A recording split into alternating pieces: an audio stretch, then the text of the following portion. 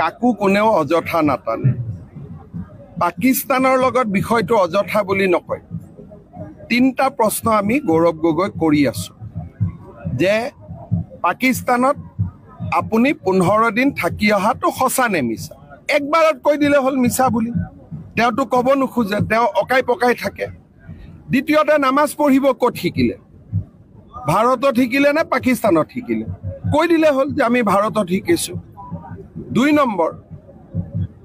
এজন সংসদৰ পত্নীয়ে চাকৰি কৰে দিল্লীত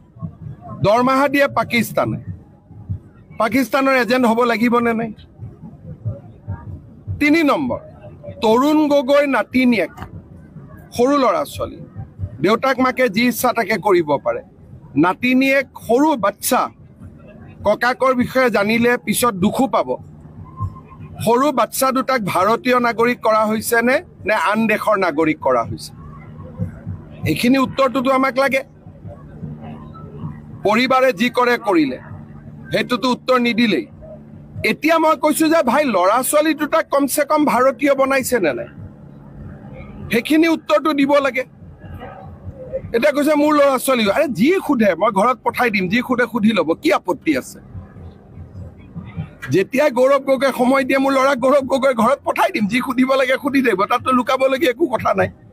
কিন্তু আপুনি কিয় লুকাই আছে তৰুণ গগৈ নাতিনিয়েক এজন গৌৰৱী অসমীয়া গৌৰৱী ভাৰতীয় হোৱা উচিত হয় নে নহয় যদি কোনোবাই কয় যে নহয় তৰুণ গগৈ নাতিনিয়েক পঢ়া শুনা কৰি কোনোবা ৰাষ্ট্ৰৰ নাগৰিকত্ব লৈছে বেলেগ কথা মই এটো ক'ব নাযাওঁ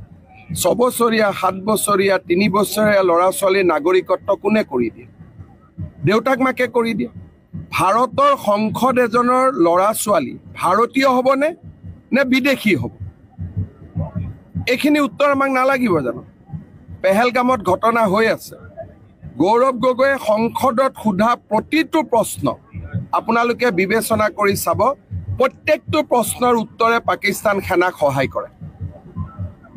গতিকে তেওঁ উত্তৰ কেইটাটো দিব লাগিব আৰু নিদিলে পুলিচে মাতি আনি সুধিব ইয়াত এইবোৰ টুইটৰ কাম নাই আমি সেপ্টেম্বৰলৈকে ৰখিছো উত্তৰটোতো আমাক লাগিবই যে পাকিস্তানৰ দৰমহা দি কেনেকৈ যদি আমিনুল ইছলামক মই এৰেষ্ট কৰিছো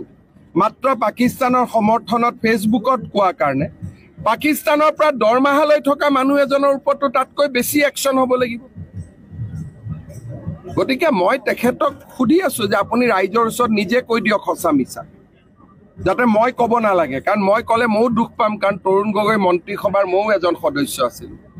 সঁচা কথাখিনি মোৰ মুখেদি মই ক'ব খোজা নাই কেইটামান দিন ধৈৰ্য ধৰি আছো প্ৰমাণটো মই 100% দিম তেওঁ যে পাকিস্তানত 15 দিন থাকি আহিছে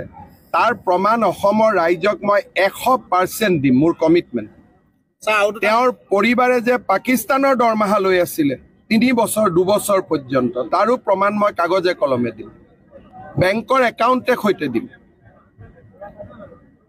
আৰু ল'ৰা ছোৱালীৰ নাগৰিকত্ব কি হেতু তেওঁ ক'ব নহলে মই কৈ দিম আৰু দুটা কথা তেওঁ কৈছে